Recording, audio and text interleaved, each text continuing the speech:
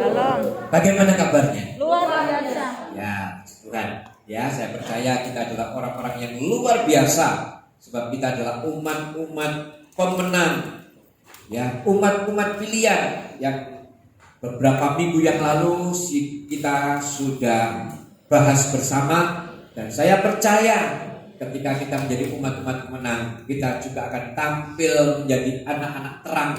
Anak-anak yang memang sudah digariskan oleh Tuhan untuk memberitakan perbuatannya yang ajaib. Ya, puji nama Tuhan. Pagi hari ini mari kita sama-sama buka Alkitab kita, Bapak Ibu yang kasih Tuhan. Kita akan baca di dalam 1 Petrus 1 ayat yang ke-24. Ya, puji Tuhan. 1 Petrus 1 ayat yang ke-24. Ya. Kita akan sama-sama membacanya. Saudara bisa membaca bareng-bareng dengan saya. Ya, kalau bawa Alkitab, kalau tidak bawa ada di depan, kita akan sama-sama membaca. Sebab semua yang hidup adalah seperti rumput, dan segala kemuliaannya seperti bunga rumput. Rumput menjadi kering dan bunga gugur. Haleluya. Saya tidak tahu kenapa firman Tuhan pagi hari ini sama persis mungkin dengan mesbah doa yang akan kita sama-sama akan ikuti nanti pada hari Jumat. Saya begitu melihat mesbah doa dikeluarkan, ya, temanya saya langsung bergetar, saudara. Oh, seperti ini Tuhan.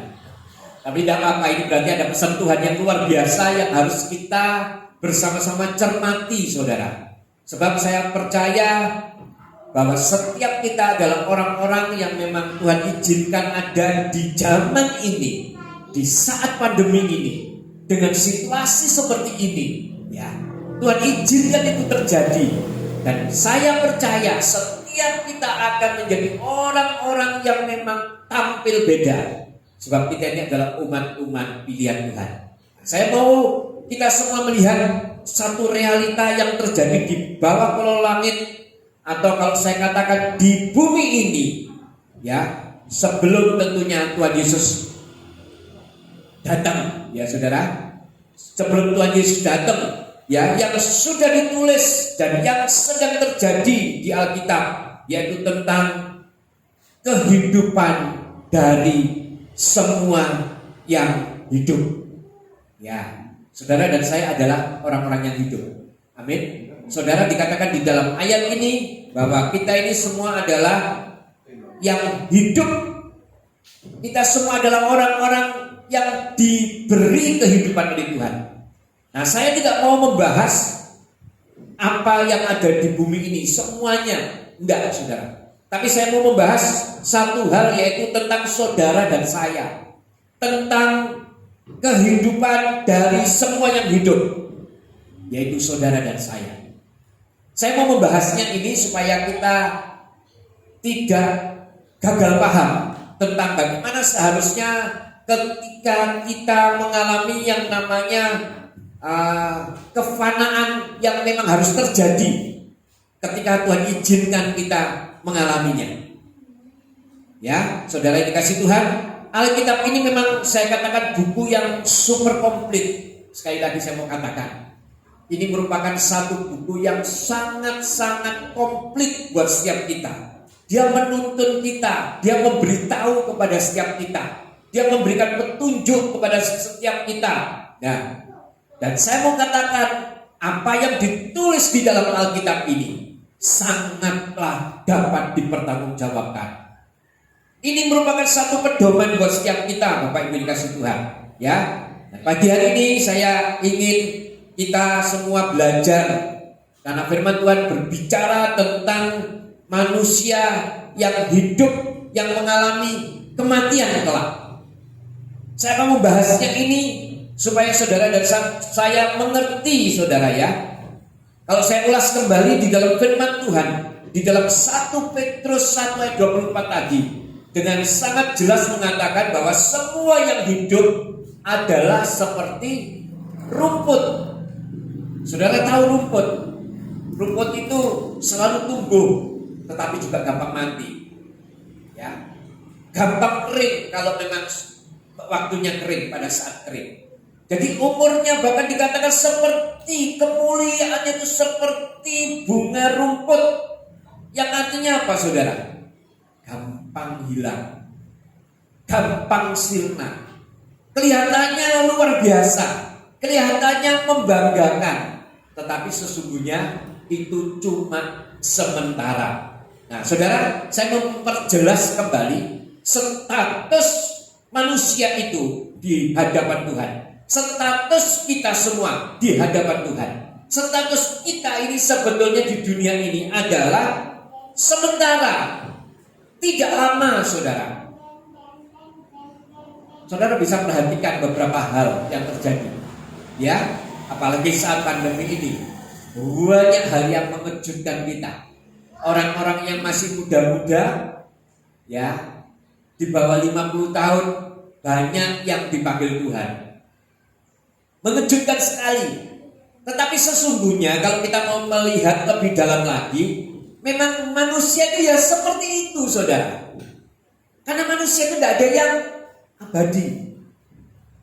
Manusia itu tidak ada yang abadi. Kita semua ini cuma sementara, seperti rumput yang sebetulnya kalau saya katakan kita ini hidup memiliki kehidupan yang pendek. Cuma sebentar loh saudara, saya katakan sangat sebentar, ya atau tidak saudara? Apa ada di tempat ini yang mau berumur 150 tahun? Kalau ada yang puji Tuhan, tapi saya rasa pasti akan mengalami banyak kesusahan saudara. Ya, boyok sing cekot-cekot, tangan sing sakit ya. Seperti saya umur 50 ngalami banyak, rasanya kok tangan umur sakit ya. Tidak menyadari kalau sudah 50 lebih.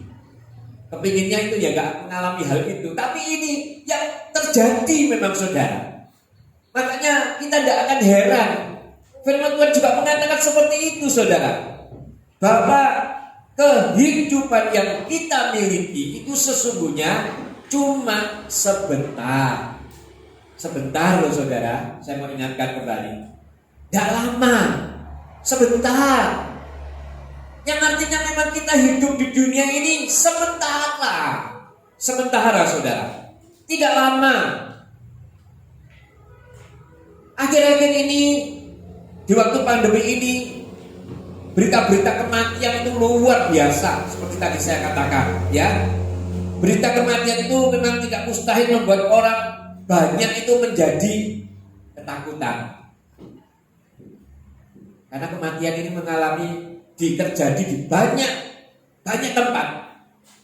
Dan kadang memang kematian ini bisa membuat orang karena kabar-kabarnya yang begitu luar biasa bisa membuat orang menjadi ketakutan. Nah, firman Tuhan pagi hari ini mau berbicara tentang kematian kepada saudara, ya, supaya saudara nanti ketika sudah mendengar firman tentang kematian ini akan mempunyai pandangan atau persepsi yang berbeda. Supaya saya tidak mau saudara punya pandangan yang sama dengan orang dunia. Kita harus mengerti ini. Kita harus tahu ini. Sebab saudara adalah umat-umat pilihan yang memang harus mengerti tentang apa yang terjadi kelak ketika kita sudah tidak ada di dunia ini. Ya, saudara, ada suatu hal yang besar bagi orang percaya tentang kematian, saudara. Dan tentunya, ya, tentu saja saya katakan, saya melihatnya secara alkitabiah. Saya tidak mau ngawur, saya tidak mau ngomong asal ngomong, tetapi saya mau berbicara dengan dasar Alkitab sebagai pedoman kita. Nah, saudara, kita mau melihat di dalam firman Tuhan ternyata mengatakan bahwa kematian itu bagi manusia sebetulnya digolongkan menjadi dua. Saudara, ayo kita sama-sama belajar, saudara, ya. Kematian ini sesungguhnya digolongkan menjadi dua, ya. Apa itu, saudara?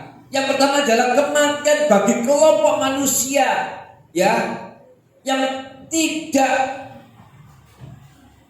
percaya kepada Tuhan, dan kematian bagi manusia yang percaya kepada Tuhan. Kita mau melihat di dua sudut ini dulu, saudara. Nah, yang pertama kita mau melihat kematian dari manusia yang percaya kepada Tuhan. Di dalam Alkitab mengatakan, saudara, kalau kita lihat di dalam Efesus 4 ayat 22, Efesus 4 ayat 22, demikian firman Tuhan, bahwa yaitu bahwa kamu berhubung dengan kehidupan kamu yang dahulu harus menanggalkan manusia lama yang menemui kebinasaannya oleh nafsunya yang menyesatkan. Sebagai orang percaya, ternyata firman Tuhan mengatakan memang kita harus mengalami dua kematian. Yang pertama, firman Tuhan mengatakan kematian yang pertama, kamu harus mati di dalam kemanusiaan lamamu dulu. Matilah kemanusiaan lamamu dulu. Sebab karena kemanusiaan lamamu itu harus mati, harus diganti dengan manusia yang baru. Orang percaya memang harus mati dengan kehidupan yang lama. Ini yang pertama, saudara. Ya, ini mutlak buat setiap kita. Mati di dalam kemanusiaan lama kita. Jadi ketika kita sudah mati di dalam manusia lama, saya percaya kehidupan yang lama yang tidak menyenangkan hati Tuhan pasti akan kita kuburkan. Apa itu, saudara? Banyak. Kalau saya mau katakan, manusia lama kita dulu ini sangat-sangatlah banyak hal-hal yang harus kita kuburkan. Kebiasaan-kebiasaan yang kurang berkenan di hadapan Tuhan, kita harus kuburkan. Hal-hal yang tidak menyenangkan hati Tuhan, kita harus kuburkan. Ini tanda kita kalau sudah mati di dalam manusia lama kita. Di dalam Roma 6 ayat ke-4 juga mengatakan, saudara, kita lihat ya, Roma 6 ayat 4. Dengan demikian kita telah dikuburkan bersama-sama dengan Kristus oleh apa, saudara? Baptisan dalam kematian. Nah, saudara lihat ini, ya. Supaya apa? Supaya sama seperti Kristus telah dibangkitkan dari antara orang mati oleh kemuliaan Bapa, demikian juga kita akan hidup dalam hidup yang baru.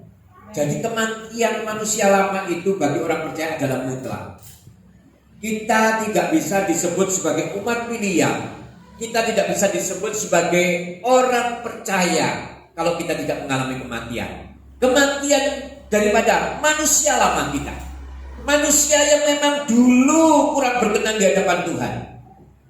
Tidak jarang di tempat ini, termasuk saya, saudara. Kehidupan lama banyak hal-hal yang tidak berkenan di hadapan Tuhan. Ini harus memang kita kubur, saudara. Harus kita tinggalkan, kita kubur, karena itu kita mematikan manusia lama kita. Ini mutlak buat setiap kita orang percaya. Yang kedua, saudara, kematian apa lagi bagi orang percaya? Kematian yang kedua adalah kematian di dunia. Kita memang harus mengalami. Saya tidak berbicara kalau ada rapture, pengangkatan atau kedatangan Tuhan. Tapi saya mau berbicara tentang sebelum Yesus lahir. Kita sebagai manusia pasti akan mengalami yang namanya kematian di dunia. Di dunia ini kita memang harus mati, saudara. Dan kematian orang-orang percaya adalah kematian sebagai pintu untuk kita masuk ke dalam kehidupan yang abadi. Nah, saudara, saya berbicara seperti ini, nanti saya akan jelaskan kepada saudara. Ya, ketika kita ini benar-benar menjadi orang percaya yang sudah mati di dalam dunia ini, kita akan masuk kepada pintu kekekalan. Nah, yaitu pintu kehidupan yang abadi. Di mana itu, saudara? Nah, saudara pasti akan bertanya, nah kalau sudah mati, kemana? Pintu yang terbuka itu mengarahkan kita kemana? Nah, kita buka, saudara, ayatnya di dalam 1 Tesalonika 4 ayat yang ke-14.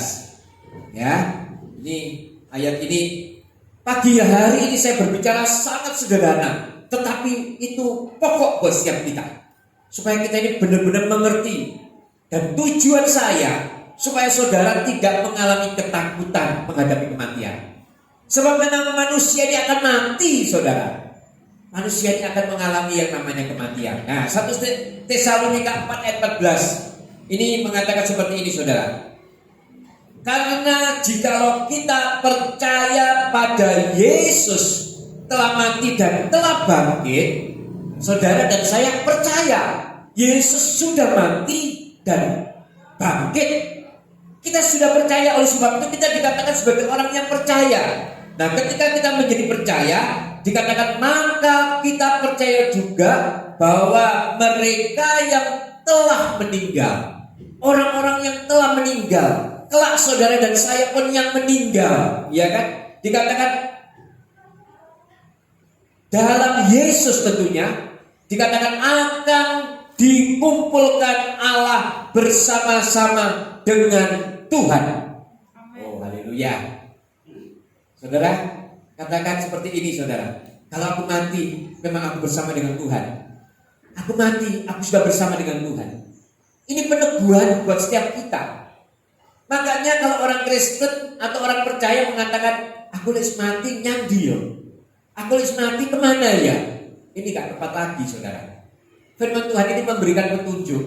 Kalau kita sudah dipanggil Tuhan, otomatis kita bersama-sama dikumpulkan dengan Tuhan. Nah, ini seringkali yang saya mau katakan supaya terjadi kebingungan buat setiap kita, saudara ya. Saya dasarnya cuma Alkitab. Saya mau berbicara cuma Alkitab. Saya mau berdebat berdasarkan juga dengan Alkitab kalau saudara mempertanyakan.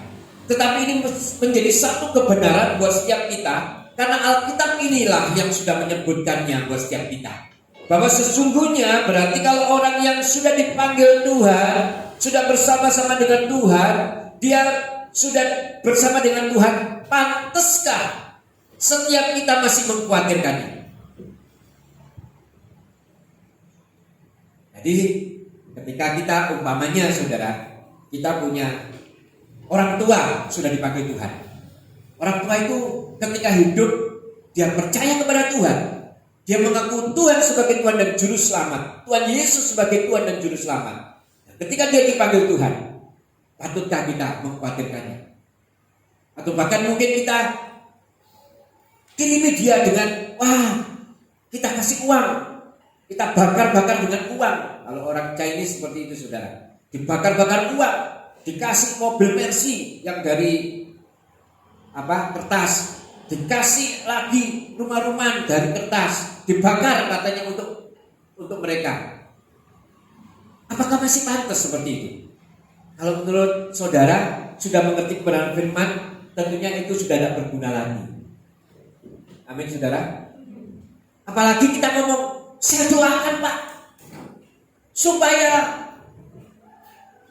diterima di sisi Tuhan. Loh, kalau firman Tuhan sudah mengatakan dengan jelas, orang yang percaya kepada Tuhan mati kemana? Bersama dengan Tuhan. Kita sudah tidak bisa lagi berdoa minta kepada Tuhan, Tuhan biarlah dia cek bersama dengan Engkau. Lalu sudah jelas sudah dengan Tuhan, kok masih didoakan? Sudah menjadi satu kepastian buat setiap orang percaya yang dipanggil Tuhan. Mereka itu sudah nyaman. Justru yang harus didoakan adalah yang masih hidup. Ini yang harus didoakan, saudara. Ya, saudara, ibaratnya beginilah. Punya anak atau punya sesuatu yang berharga, atau orang tua saudara. Orang tua ini saudara kirim ke luar negeri. Kirim ke luar negeri, sudah ada di tangannya raja di satu negara. Masa saudara bingung? Wah, ya apa ya kok ya? Anakku atau orang tuaku di sana. Ya apa ya? Perlu kita khawatirkan enggak, saudara? Enggak. Sudah tepat, justru yang dikhawatirkan yang di sini. Yang masih ada di dunia ini yang harus kita khawatirkan. Khawatir apa? Khawatir kalau keselamatan kita ini sampai hilang. Karena keselamatan itu bisa hilang loh, saudara. Ada beberapa doktrin yang mengatakan keselamatan tidak bisa hilang. Saya mau katakan kalau saudara menerima Yesus tapi hidupnya tidak sungguh-sungguh, hidupnya tidak mengikuti apa yang Tuhan inginkan dan terus berbuat dosa, terus melakukan kesalahan yang membuat Tuhan menjadi sakit hati, yang membuat Tuhan menjadi marah, yang membuat Tuhan menjadi nangis karena saudara, istilah seperti itu. Apalagi saudara mengatakan aku menjadi orang percaya, tetapi kehidupannya amburadul, gak karu-karuan, mengerjakan semuanya yang berdosa, pekerjaannya dilarang oleh Tuhan. Apa masih tetap kita selamat? Ada doktrin yang mengatakan tetap selamat, keselamatan sekali selamat tetap selamat. Tetapi saya sebagai hamba Tuhan di tempat ini, saya mau katakan, keselamatan itu memang bukan kita yang mengerjakannya. Keselamatan itu memang bukan kita yang mengerjakannya, tetapi ketika kita menerima keselamatan, kita harus mengerjakan keselamatan dengan sungguh-sungguh. Tidak bisa karena kebaikan kita, karena tingkah yang baik dari kita bisa masuk dalam keselamatan yang sudah Tuhan janjikan. Memang tidak bisa. Tetapi ketika kita terima keselamatan, yaitu terima Yesus sebagai Tuhan dan Juru Selamat kita harus mengerjakan keselamatan itu dengan takut dan gentar. Amin, saudara. Amin. Lakukan itu. Dan otomatis orang yang sudah menerima keselamatan daripada Tuhan pasti akan menjaganya dengan sungguh-sungguh. Ini merupakan satu barang berharga dari Tuhan yang harus dijaga dengan sungguh-sungguh. Nah, kematian orang percaya dari dunia ini merupakan satu pintu untuk kehidupan yang abadi yang tadi saya katakan. Jadi sekali lagi, mereka sudah nyaman, mereka sudah di tangan yang tepat. Jadi sesungguhnya orang yang percaya itu mengalami dua kematian. Kematian secara rohani, ya, dan kematian secara jasmani. Rohaninya artinya apa? Kematian yang harus memang dimatikan setiap kehendak-kehendak yang tidak berkenan di hadapan Tuhan. Manusia lama kita matikan. Dan kematian secara duniawi. Kematian bagaimana? Ya sama mengalami kematian, dipanggil Tuhan. Ya, nah saudara, ini tentang kematian orang percaya. Sekarang kita lihat kematian tentang orang yang tidak percaya kepada Tuhan. Bagaimana? Ya, yang pertama saya mau katakan kematian orang yang tidak percaya kepada Tuhan. Ya, di dunia ini yang pertama, ini juga ada dua kalau saya lihat saudara. Yang pertama, di dunia ini orang tidak percaya kepada Tuhan juga mengalami kematian. Tetapi ternyata setelah saya lihat di dalam Alkitab, saya pelajari orang yang tidak percaya kepada Tuhan ini akan mengalami kematian juga, yang mengalami kematian yang kedua. Mengalami kematian yang kedua. Kita lihat di dalam Wahyu 21 ayat yang ke-8. Ini kematian yang dialami orang-orang yang tidak percaya kepada Tuhan. Kematian yang kedua. Kita lihat Wahyu 21 ayat yang ke-8. Ya, dikatakan di sini, tetapi orang penakut, orang-orang yang tidak percaya, orang-orang keji, orang-orang pembunuh, orang-orang sundal, tukang-tukang sihir, penyembah-penyembah berhala, dan semua pendusta, mereka akan mendapat bagian mereka di dalam lautan yang menyala-nyala oleh api dan belerang. Inilah kematian yang kedua. Saudara, ternyata kategori yang ada di atas ini sebetulnya adalah merupakan kategori manusia lama. Amin. Bisa saudara lihat, orang-orang yang melakukan semuanya ini. Makanya saya katakan, keselamatan itu kalau saudara tidak lakukan dengan sungguh-sungguh, tetap melakukan hal seperti ini, maka akan mengalami yang namanya kematian yang kedua. Lo percaya Yesus loh Pak, percaya Tuhan Yesus. Nah iya, tapi inilah, karena sifat-sifat ini ada, kelakuan ini kita lakukan, maka kita akan mengalami tetap kematian yang kedua. Yaitu di mana saudara? di neraka. Belerang. Ya. Ini yang harus saudara juga bisa mengerti. Ini kematian yang kedua. Nah, saudara. Nah, Bapak Ibu, ada perbedaan yang jelas setelah mendengar paparan saya tadi tentang kematian bagi orang percaya dan orang yang tidak percaya. Nah, saya berharap bagi kita orang percaya, kematian bukan suatu hal yang menakutkan. Saya singgung terus ini kepada setiap saudara supaya kita ini benar-benar menjadi orang percaya yang memang benar-benar mengalami satu pemahamannya sudah terbuka. Kita tidak akan takut lagi dengan yang namanya kematian, ya. Nah, kalau sampai kematian itu menjadi suatu hal yang menakutkan bagi orang percaya, saudara, saya mohon saudara perhatikan. Kalau sampai kematian itu menjadi satu ketakutan buat orang percaya, saya mau katakan kepada saudara, coba cek lagi hubungan saudara dengan Tuhan. Ada sesuatu yang mungkin belum beres dengan Tuhan. Dan saya mungkin mau katakan, mungkin saudara tidak mengalami kedekatan dengan sangat dekat kepada Tuhan karena masih mengalami ketakutan.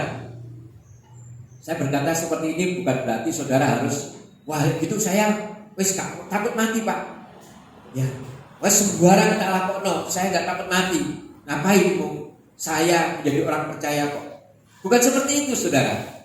Kita tidak takut mati, tapi tidak cari mati. Paham ya saudara apa yang saya katakan? Kita tidak takut mati karena kematian itu pasti akan terjadi. Tetapi kita tidak cari mati. Kita tidak akan cari mati sebab kita ini memang mengerti kalau kematian itu akan terjadi. Dan kalau terjadi, itu adalah merupakan satu hal yang sangat-sangat membahagiakan sebetulnya bagi orang percaya. Nah, orang percaya yang takut mati seperti tadi saya katakan, kita harus introspeksi hubungan kita dengan Tuhan. Ya, jangan-jangan ada masalah dengan hubungan kita dengan Tuhan. Saya secara pribadi tanya istri saya, ketika pulang ketemu mama, sering saya ingatkan, "Mah, siap-siap rumah." Kita ngomong seperti ini bukan berarti seolah-olah, oh, yang tua dulu dipanggil Tuhan dulu, enggak, saudara. Tapi kita mengingatkan, saling mengingatkan. Kita ini harus siap, saudara. Saya datang ke mama, saya selalu ngomong, siap mama ya. Karena mama saya juga sudah 80 tahun. Harus siap. Jangan sampai ketika tiba waktunya mengalami ketakutan. Itu berarti dia ini tidak punya hubungan yang khusus dengan Tuhan. Kalau saya mau katakan dengan lebih jelas lagi, orang yang punya hubungan yang dekat dengan Tuhan pasti tidak akan mengalami yang namanya kematian. Pasti tidak akan mengalami ketakutan di dalam kematian. Ya, ini saya berharap Bapak Ibu bukan berarti cepat-cepat minta mati. Enggak, saudara. Enggak seperti itu. Memang kadang-kadang ada ya seperti itu. Pengennya itu cepat-cepat mati. Enggak tahu itu cuma sekedar gentakan atau cuma sekedar ngomong. Kadang ada masalah sedikit, mending mati aku. Sering dengar enggak seperti itu saudara? Ya, timbangan aku mati ya, bos. Enggak tahu itu gentakan atau itu cuma sekedar ngomong, ya. Tapi saya mau katakan orang yang cepat ingin mati ini adalah juga orang yang sesungguhnya adalah orang-orang yang hubungannya juga dengan Tuhan kurang baik. Ya. Jadi Tuhan ingin saudara dan saya ini tetap hidup untuk melakukan kehendak daripada Tuhan. Dan cepat-cepat mati gitu loh saudara. Tetapi kalau kematian itu ada, ya kita tidak boleh takut. Kita tidak boleh minta kepada Tuhan juga, enggak, jangan sekarang Tuhan, nanti kapan-kapan. Tidak bisa saudara. Oleh sebab itu kita sebagai orang percaya haruslah selalu bersiap-siap. Karena seperti tadi saya katakan, kalau orang mengatakan ini pilihannya mati, ada yang memang cuma gertakan, tapi ada juga yang memang ingin mati, saudara. Melalui apa? Melalui bunuh diri, kadang-kadang seperti itu ya. Nah, saya mau katakan kepada saudara, orang yang bunuh diri itu adalah tiket masuk langsung di dalam kematian yang kedua, yaitu mengalami yang namanya terjun bebas ke neraka.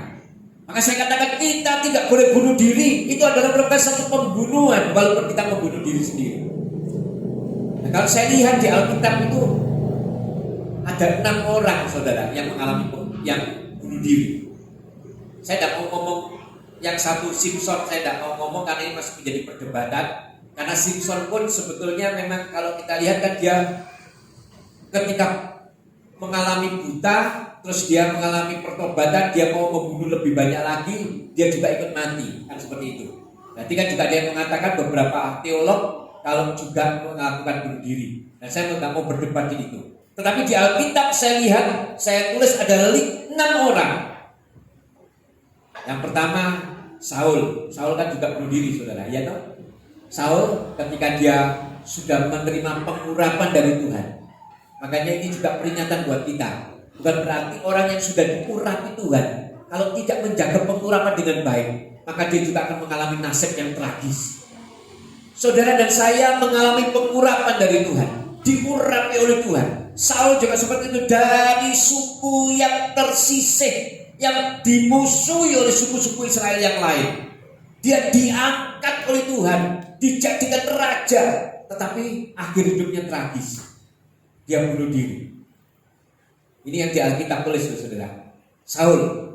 Yang kedua, ya orang yang membawa senjatanya Saul itu bunuh diri juga. Terus ada lagi Simri, kalau saya lihat. Ahitofel, ini juga bunuh diri. Nah, saudara, Abimelek. Nah, saudara, Abimelek juga bunuh diri. Ini yang ditulis di Alkitab. Terus ada satu lagi siapa, saudara? Yudas. Yudas juga bunuh diri. Nah, orang-orang yang bunuh diri ini, saya mau katakan di Alkitab juga sudah tulis, ini adalah orang-orang yang tidak berkenan di hadapan Tuhan. Makanya separah apapun yang terjadi, jangan sampai kita ini mengatakan, mati ya, terus mati, ingin mati sungguhan, minum baygon lah apa, hati-hati saudara, akan mengalami kematian yang kedua. Jangan saudara ya, kehidupan yang nanti saudara rasakan umpamanya, wah di dunia rasanya aku ini sorol, pak susah, wes mending mati ya. Ketika mati bunuh diri, saya katakan lebih susah lagi. Kalau sekarang saudara mengalami kesusahan mungkin cuma sekali, ketika bunuh diri mengalami kesusahan mungkin berjuta-juta bahkan bermiliar-miliar kali.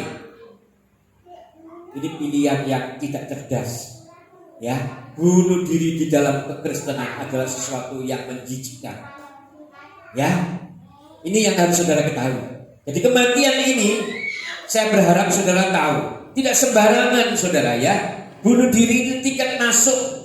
Ada alasannya di dalam Alkitab. Kita lihat saudara di dalam 1 Korintus 3 ayat yang 16. 1 Korintus 3 ayat 16 dan 17. Nah, dikatakan, tidak tahukah kamu bahwa kamu adalah bait Allah dan bahwa Roh Allah diam di dalam kamu. Jika ada orang yang membinasakan bait Allah, dikatakan, maka Allah akan membinasakan dia.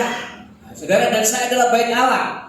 Kalau saudara membinasakan diri sendiri, saudara berarti juga akan dibinasakan oleh Allah. Sebab bait Allah adalah kudus, dan bait Allah itu ialah kamu, saudara dan saya. Jadi ini adalah merupakan hal yang harus saudara benar-benar ketahui.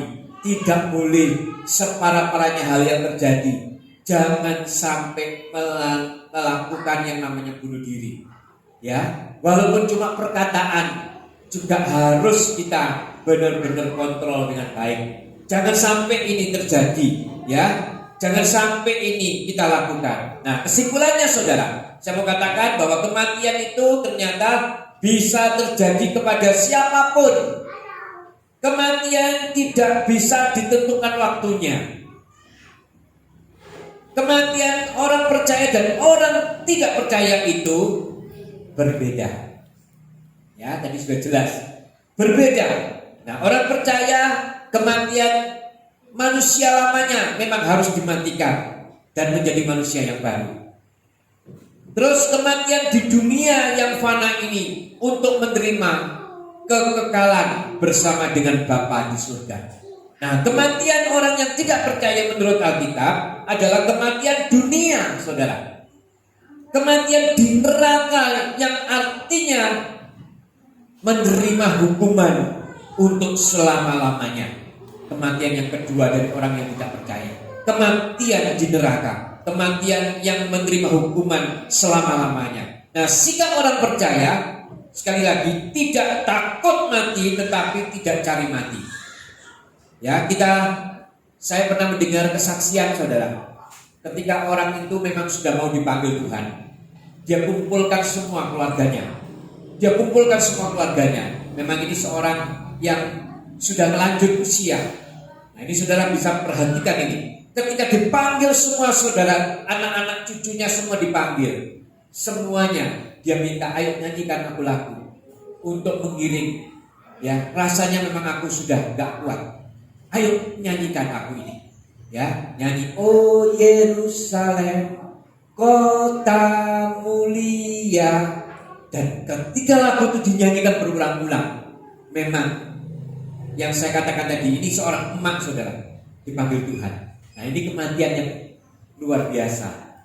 Ini kalau saudara saya bayangkan, ini sesuatu yang dahsyat, yang mengalami kematian yang benar-benar indah di hadapan Tuhan. Tidak jarang saudara ya, kalau saudara lihat orang ketika dipanggil Tuhan, sepertinya kayak aku tidak mau dipanggil Tuhan, ya kan? Tapi kalau saudara lihat orang percaya, kebanyakan kan wajahnya juga enak itu dilihat, saudara ya. Dulu saya kalau melihat orang dipanggil Tuhan itu takut, saudara. Saya mau kasih tahu kepada saudara sesungguhnya. Tetapi ketika Tuhan panggil saya untuk menjadi hambanya, Tuhan perlengkapi saya jadi tidak takut itu, saudara. Saya jadi tidak takut. Dan saya perhatikan orang yang di dalam Tuhan, ketika dipanggil Tuhan, wajahnya luar biasa. Sepertinya kan berseri-seri menerima kenikmatan dari Tuhan. Tapi kalau saya lihat orang yang bukan di dalam Tuhan, ini gitu, saudara. Ya, saya lihatnya itu seperti itu. Jadi ada sesuatu, makanya saya tidak takut ketika orang yang percaya dipanggil Tuhan. Itu pasti ketika dipanggil Tuhan, dia bukan mengalami ketakutan, tetapi mengalami sukacita. Oh, ketemu kekasih jiwa. Kan seperti itu, saudara. Ya, seperti itu. Jadi saudara, sekali lagi kita di dunia ini sesungguhnya memang adalah sementara. Kita di dunia adalah sementara. Karena status kita sebetulnya adalah bukan status warga daripada dunia ini. Kan ada ayatnya ya saudara ya, ada ya kita lihat saudara, coba di dalam Filipi 3 ayat yang ke-20. Nah, dikatakan di sini karena kewargaan kita adalah di dalam surga. Dan dari situ juga kita menantikan Tuhan Yesus Kristus sebagai juru selamat. Jadi di dunia ini ternyata kita ini tidak punya kewarganegaraan. Kewarganegaraan rohani loh saudara ya. Jangan nanti kalau pulang, wah aku jadi warga negara Indonesia, oh, nanti saya ditangkap polisi. Bukan itu maksudnya. Tapi maksud sesungguhnya memang saudara ini bukan warga negara dunia, tetapi saudara adalah warga daripada kerajaan surga. Jadi jangan sampai ditukar KTP ini, saudara. Ditukar dengan apa, saudara? Dengan yang tadi saya sudah bacakan. Sifat-sifat yang dilakukan orang yang mengalami kematian yang kedua di dalam neraka. Jangan kita lakukan itu. Maka itu kita berarti tidak menukar KTP kita. Kita tetap memakai KTP kita. Karena di dunia ini sesungguhnya kita adalah sementara. Ya. Oleh sebab itu, mari kita berubah paradigma kita. Kita merubah pemikiran kita. Kalau kita tahu kalau kita di dunia ini tidak selamanya, maka jadi orang juga jangan sampai kita ini terlalu ya cinta dunia, cinta akan harta mungkin, cinta akan semuanya yang ada di dunia ini. Karena semuanya tidak abadi, semuanya harus kita tinggalkan. yang wajib kita cintai adalah Tuhan Yesus. Ini yang harus kita lakukan, saudara. Makanya kalau Tuhan sendiri sudah menjanjikan yang terbaik pada setiap kita, persoalan masalah yang sedang kita alami pun, ya, mungkin pergumulan kita, ya, beban masalah kita, itu jangan menjadi prioritas utama kita untuk memikirkannya. Karena hal ini adalah hal yang sementara, saudara. Tuhan terkadang memang izinkan itu bisa terjadi dalam hidup kita. Tetapi ketika kita punya sikap sebagai orang yang memang sebagai warga kerajaan surga, kita akan menjadi orang-orang yang bersikap tidak akan istilahnya tidak akan berat gitu loh, saudara. Kalau seandainya apa yang Tuhan katakan kepada setiap kita, ayo sudah waktunya kamu pulang, maka kita juga kata, ya Tuhan, aku siap. Nah, masalahnya sekarang, saudara, kita harus perhatikan langkah kita. Kita benar-benar sudah siap atau tidak ketika Tuhan mengatakan, ayo pulang. Karena sesungguhnya memang kita bukan warga negara daripada dunia ini, tapi kewargaan kita adalah kewargaan daripada surga. Oleh sebab itu, mari setiap kita lebih lagi untuk lebih fokus kepada Tuhan sebagai yang harus memang menjadi prioritas utama di dalam hidup kita. Saya mau kita semua di tempat ini tidak akan punya rasa ketakutan lagi kalau memang Tuhan izinkan harus meninggalkan dunia ini. Sebagai manusia, memang kita ini adalah orang-orang yang sementara Tuhan izinkan tinggal di dunia ini. Yang menjadi fokus kita, yang menjadi pemikiran kita adalah ketika kita sudah meninggalkan dunia ini, benar-benarkah kita sudah siap? Benar-benarkah kita ini sudah punya sesuatu yang membanggakan di hadapan Tuhan? Karena Tuhan mengatakan ketika kamu ada di dunia, lakukanlah apa yang menjadi kehendakmu. Apakah kita benar-benar sudah melakukan? Ketika kita sudah melakukannya, saya percaya Tuhan juga akan memberikan yang terbaik buat setiap kita. Amin, saudara. Jangan takut lagi kalau memang seandainya. Saya mengatakan seperti ini bukan berarti saya mengajak saudara untuk ayo siap-siap kita mati. Enggak loh, saudara. Jangan salah paham, ya. Karena firman ini saya beritakan, ya. Seperti tadi saya katakan, saya tidak ngerti kenapa kok bisa sama dengan apa yang mau dibicarakan oleh Pak Tantri. Ini adalah merupakan hal kewajiban buat setiap kita memang untuk mengerti. Saya sebagai hamba Tuhan harus menjelaskan supaya kita mengerti. Jangan sampai kita gagal paham. Akhirnya kenapa, saudara? Ketika kita tidak mengerti ini, kita akan menjadi pribadi yang tidak mau, aku gak mau mati, aku gak mau meninggalkan dunia ini. Maka kita akan menjadi orang yang cinta dunia. Dan orang yang cinta dunia akan menjadi orang yang tidak mencintai Tuhan. Jadi saya mau kita semua siap, ya saudara. Siap, saudara. Kapan, Pak? Gak tahu. Yang penting jangan minta cepat-cepat gitu loh, saudara. Minta nanti, Tuhan, aku belum melakukan kehendak-Mu. Ya, aku lakukan dulu kehendak. Tapi kalau Tuhan katakan, lu siap, kamu harus. Ya wis Tuhan, siap. Ya, jadi itu yang saya mau di setiap kita. Yang artinya apa? Kita tidak perlu merasa ketakutan kalau seandainya Tuhan memang sudah mengatakan sudah cukup waktunya.